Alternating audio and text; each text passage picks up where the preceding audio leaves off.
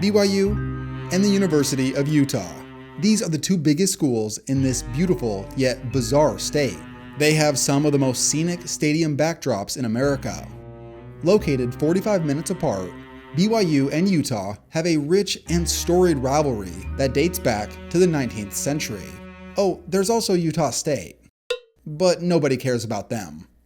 Anyways, when BYU and Utah compete versus one another, it's known as the Holy War. The Mormons versus the ex-Mormons. White shirt and ties versus just some regular guys. The kid who just got back from his mission versus the kid who never got his Eagle Scout. Either way, just know that these two schools don't like each other.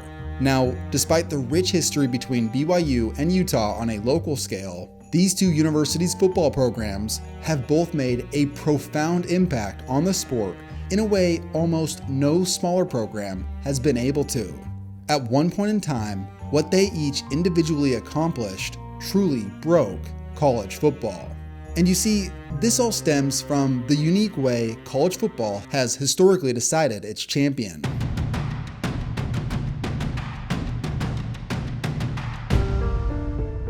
Unlike most other team sports in America at the college or pro level, the champions of Division 1A, or now known as FBS, has been historically decided by voters. Interestingly enough, even though college football is sanctioned by the NCAA themselves does not decide the champion. So, how do you decide the most deserving between a few undefeated teams at the end of the year? Well, how about a collection of sports writers decide your fate? This has also been understood historically as deciding the mythical national champion, since there was often not an opportunity for the best teams that year to play each other. Now, the elephant in the room here is why prior to 2014 did college football at the highest level not use a tournament format? Literally every other NCAA division has used one for decades. Well, the reason is because of bowl games.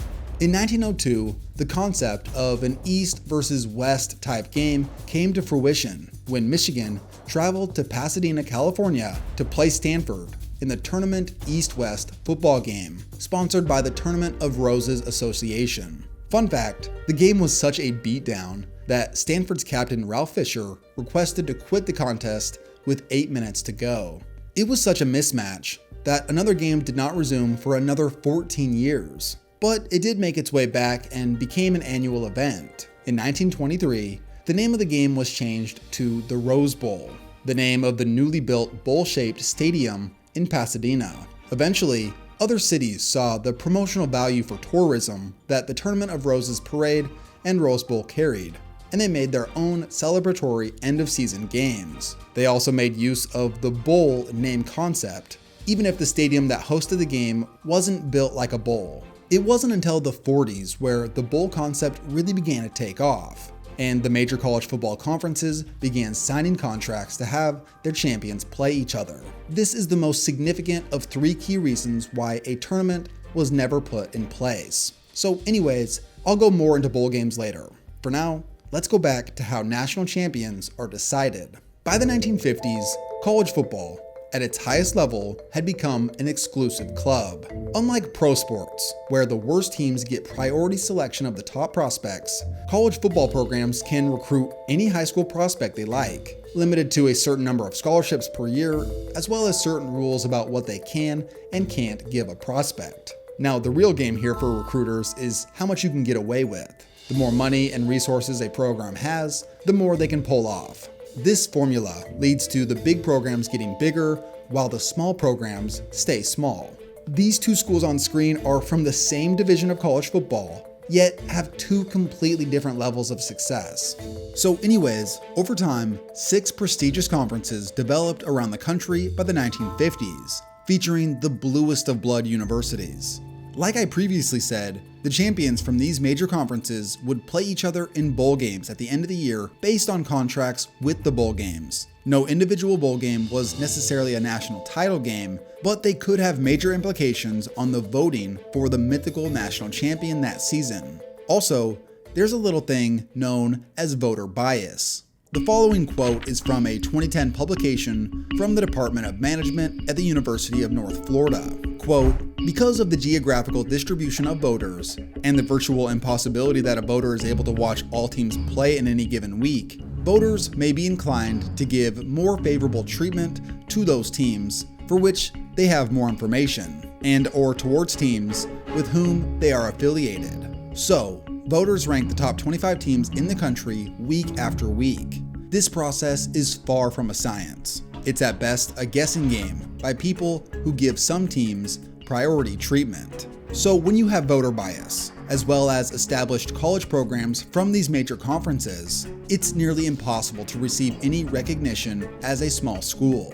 From 1950 to 1983, 16 Division 1A teams went undefeated from these smaller conferences, and none received a single national championship vote from a plethora of voting outlets. The most interesting program out of these has to be Toledo. By the end of 1971, Toledo finished the year on a 35-game win streak dating back 2 seasons prior.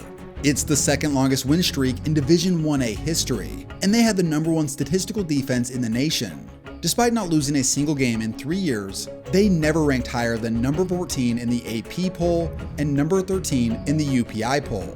After blowing out Richmond in the Tangerine Bowl, it had to make you wonder if they deserved to be considered as the mythical champion, or at the very least, play in an important game against a worthy opponent. Now, I'll definitely push back on this. It's fair to say their level of competition was nowhere near the big schools. Not a single team they played was ranked. Also, #1 Nebraska went undefeated that year. And comparing their rosters, Toledo had 3 drafted players on that team, while Nebraska had 22. If these 2 schools would have played, we probably would have had a Georgia-TCU situation. So perhaps the ranking system is, for the most part, warranted. After the AP and UPI poll became the most recognized ranking systems, they decided their first consensus national champion in 1950. And moving forward, we only saw national champions from the major conferences, as well as prestigious independents like Notre Dame. For all the small schools out there who play other small schools and think you're deserving, well, it's best you stay in your lane. Winning your conference is your best case scenario. You're never going to sniff a national title. Oh, wait a minute. 1984 happened. A pass to win the game. Bosco looking. Scramble. Throws it. Touchdown! I guess the most important thing, BYU is #1. That's for sure. That's what we're thinking, and I don't think there's no one else in the country that can be #1. You almost forgot this video was about these guys. In 1984, BYU, who played in the small Western Athletic Conference, did the unthinkable as they were voted consensus national champions. There was definitely pushback. Bryant Gumbel famously remarked, quote, "Who have they played? Bo Diddley Tech?" And many agreed with him. The best team BYU played had 4 losses. They barely beat a 6-5 Michigan team in their bowl game. And BYU fans at the time will tell you that this wasn't even their best team of that era. In the near 75-year history of consensus national champions, this 1984 BYU team is the one and only standalone team to be named national champions from a non-major conference. How is this even possible? Well, here's how. After decades of mediocrity, I'm talking 50 years of no conference titles and never even being ranked in the top 25, a man named Lavelle Edwards took over the BYU program. Immediately, Edwards turned them into a small school powerhouse, a big fish in a small pond, with his highly successful pass-heavy attack. In 1980, Jim McMahon led the nation in passing by over 1,400 yards ahead of second place. QBs from BYU led the nation in passing in 79, 80, 83, and 84. It helps that they played weak defenses in the Western Athletic Conference, but still, the success of BYU after how terrible they were cannot be overstated. This high-level success attracted serious attention from around the country. This was due to a few factors, namely success in the Holiday Bowl versus solid programs like a very hyped SMU team in 1980 with Eric Dickerson, also against ranked Washington State. Both wins were dramatic. The game versus SMU is probably the most insane comeback in college football history. BYU was down by 20 with less than 3 minutes to go. and somehow won that game. The other factor was the level of players BYU was producing, namely at quarterback. By 1984, they had produced 5 pro quarterbacks, 3 of which were first-round picks. They also had 7 players drafted in 1981. This wasn't just some small school that was smashing cupcakes. This team had legit talent. They even had a starting lineman that became a decent coach later on. Not sure where Andrew Walter Reed is today. I do believe he's in the NFL somewhere, but I couldn't confirm that. But anyways, let's go back to that 1984 squad. The proven talent these squads had possessed in the prior years was certainly one of their championship factors. It aided in the respect that they received from the polls. The next factor is how in 1984, they played on the road at number 3 Pitt to open the season. And won. Big win, right? BYU immediately went from unranked to number 13 in the polls. However, this was only impressive because Pitt was heavily overrated on paper. They finished that season with a 3-7-1 record. But it seems like when voters vote, they mostly take into account how strong an opponent seemed the week of competition, not weeks after the fact. The next factor was that BYU went undefeated, finishing with a win versus a historical powerhouse in the Holiday Bowl. Now, Michigan is a much bigger name than how good their 1984 team actually was. They finished 7th in the Big Ten with a mediocre 6-5 record. Plus, it didn't help that they lost their starting quarterback Jim Harbaugh during the season. If he would have played in that game, maybe he could have helped prevent the only small school to ever win a national title, although I think he's made up for it later on. So BYU gained favor in the polls because of prior success and voters overrating their wins versus Pitt and Michigan. However, there's more to it. This was a famously weak year for championship candidates. There was no other undefeated teams. OU coach Barry Switzer talked trash, but his 9-1-1 team lost to Washington in the Orange Bowl. That Washington team was the only other team in the conversation for a national title. Their only loss was at number 14 USC, and they beat Michigan on the road more convincingly than BYU. And their win versus OU was much more impressive than any win BYU had. So how did BYU get votes over Washington for the national title? In the end, the argument can be best summed up by this: nobody beat anybody who beat BYU. BYU received the rare support of those who voted due to the factors I named. It's such an anomaly that, like I said, it hadn't happened before or since. And here's an interesting follow-up. BYU had 5 players selected in the 1985 draft. Washington did have 2 more players selected, but this is a much smaller disparity compared to that Toledo and Nebraska example I mentioned previously. Also, BYU and Washington faced off the following year, and BYU dominated that game. It is widely believed that the various systems devised over the years played a crucial role in the changes made to college football to prevent another team like BYU somehow winning the national championship. It's why we haven't had another example of this ever since. In fact, in 1996, BYU once again had an incredibly stacked team, finishing the regular season 13-1 and ranked in the top 5. Although they did lose a game, there was no other team in the nation that went undefeated. And not only did BYU not receive a national championship vote, they didn't even get a chance to play in any of the major bowl games at the time. What made it even more embarrassing was that Coach Lavelle Edwards was flown out to New York to take part in the selection show, just for BYU to not be selected. It looked like an antitrust situation because it was all about money. Once you see just how much money the university missed out on, it makes sense that BYU was furious about this. This later resulted in BYU threatening lawsuits, and later, a Senate Judiciary Committee hearing was held. As a team, we just wanted what we thought was a fair shot. The basic message, Mr. Chairman, is that if David wants to slay Goliath, he'd better do it during basketball season. As a result of these hearings, the BYU rule was put in place, which made it so if one of these smaller conference teams ranked in the top 6, they would make one of these major bowl games no matter what. Some justice had been served, but ultimately, with voters still deciding where teams were ranked, the chance that one of these smaller conference teams would get to a national title were long gone. For BYU, Lavelle Edwards coached his last season in 2000, ending nearly 3 decades of historically unmatched success for mid-major programs.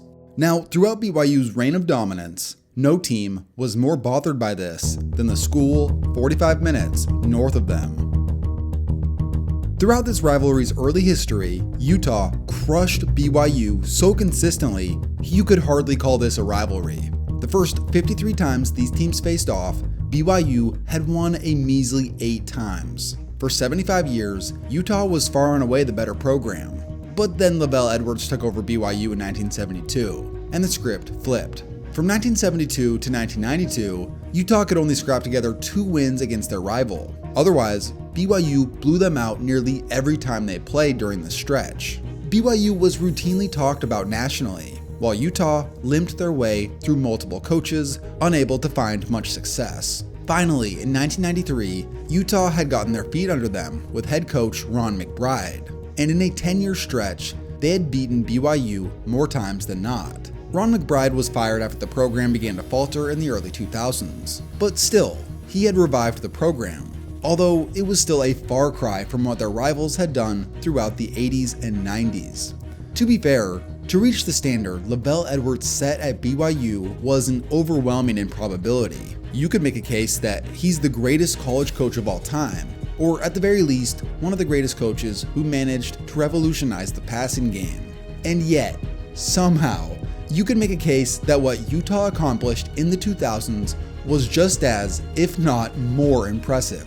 But to get the context of what Utah was able to pull off, we need to understand the BCS. You know what's crazy? The BCS, that's crazy. I think when you take a step back now and look at the BCS, 3 of the 6 years, the thing frankly has not worked.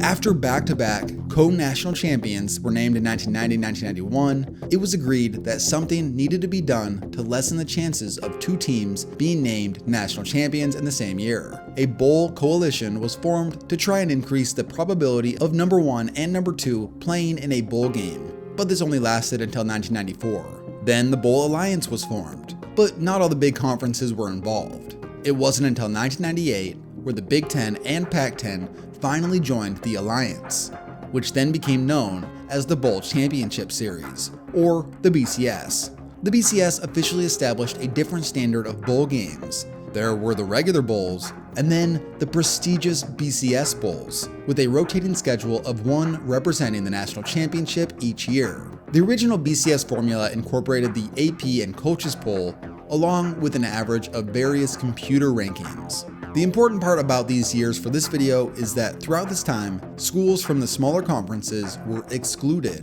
due to conference tie-ins. This dubbed them as non-automatic qualifiers, or non-AQ schools. The 4 BCS bowls laid out as the following. 6 of the teams automatically qualified due to winning their conference, and the final 2 teams were the best of the rest, typically 1 or 2 lost schools from the AQ conferences. However, in the 2004-2005 season, the BCS was busted.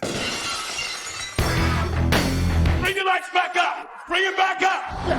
Surprise! What Utah had pulled off in 2004 was shocking, considering 2 years prior, they finished 5-6 and fired their head coach. But the guy that they replaced him with proved to be a football genius. And ranked, they say, we'll meet Urban Meyer's Bowling Green Falcons.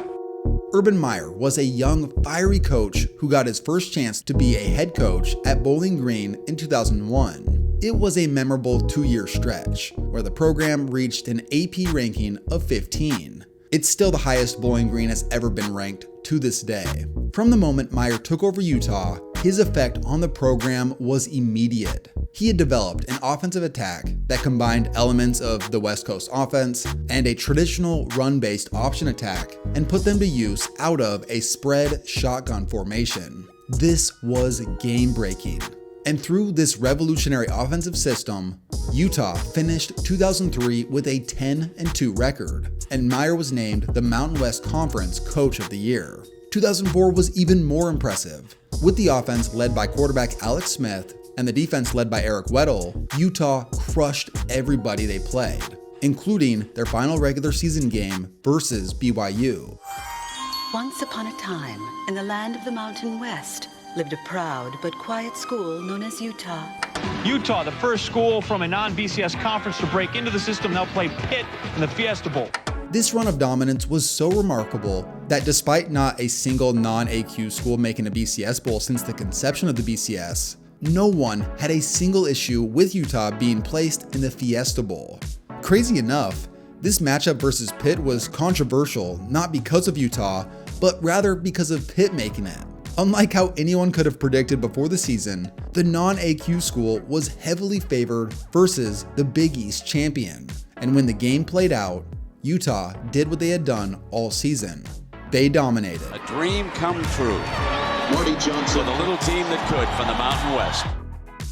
This 2004 Utah team finished with the following accomplishments. Number 1, no losses, and every single win was by double digits. The only game that wasn't a blowout was their 14-point win versus Air Force. Number 2, their roster featured 9 future NFL players, including 2005 number 1 overall pick Alex Smith. And number 3, they became the first BCS buster, finishing the season ranked number 4 in the country. This wasn't a national championship, but to accomplish this 2 years into a new coaching tenure at a mid-major is remarkable. At the end of the day, all you can do is play who's in front of you and win. Unfortunately, Urban Meyer left for Florida. The only coach who could compare to BYU's Lavelle Edwards was gone. Typically, these mid-major programs who have a sudden rise and a coach that leaves for the big time fall off. However, this story only gets more impressive. Following Urban Meyer's exit, Kyle Whittingham had a tough decision to make. Following that Fiesta Bowl run, Whittingham had been offered a head coach job both at Utah and BYU, a decision that he struggled mightily with for 4 long days. This was because he had been a defensive coach at Utah for 10 years, but had also been a star player back in his day for BYU. Whatever path he chose, he was going to upset the other side, and there was no going back. He ended up taking the Utah job. The first few seasons were a bumpy ride. Utah had been fine, but nothing close to that incredible 2004 season. That all changed, however, in 2008. Utah came into the 2008 season unranked, but managed to survive on the road versus Michigan to open up the season. From there, Utah continued to roll. Late in the regular season, a clutch last-minute touchdown versus number 11 TCU kept the undefeated season alive. On the slant, touchdown, Utah! Freddie Brown! Which set the stage for one of the most hyped rivalry weeks in Utah-BYU history. With a 3-point lead entering the fourth quarter, Utah picked off BYU's Max Hall multiple times to run away with a commanding victory. For the second time, Utah had busted the BCS, except this time around, they weren't playing a 3-loss Pitt team. They were playing Nick Saban's Alabama. Alabama had been the number 1 team in the country throughout the second half of the season. That was until they blew a fourth quarter lead to number 2 Florida in the SEC Championship. Urban Meyer had gotten the best of the Crimson Tide, and now they had a chance to decimate his old team. Entering the Sugar Bowl, Bama was heavily favored. They were much closer geographically than Utah for this game, essentially making it another home game. Utah had done well in the Mountain West, but this was SEC country. It was time for Bama to prove their might. Not knowing where the ball is. By the time he figures it out, Brayton Godfrey's diving to the end zone. From just inside the 7, diving for the end zone, touchdown, Asiata. Touchdown. Talk about being punched in the mouth. A 21-0 lead in the first quarter was a haymaker that Bama never fully recovered from. They creeped their way back into the game, but Utah slammed the door late, winning in convincing fashion by 2 touchdowns. It was a victory of seismic proportion. It may not have been a national title like BYU, but it was certainly a more tested and impressive season. A year and a half later, Utah agreed to join the Pac-10. And 14 years later, both BYU and Utah are members of the Big 12, making them 2 of the very few schools that moved from mid-major conferences to the Power 5. So it's second down and 10 for BYU. 4-man rush, throwing it over the middle, it's caught! Andrew George! Touchdown BYU!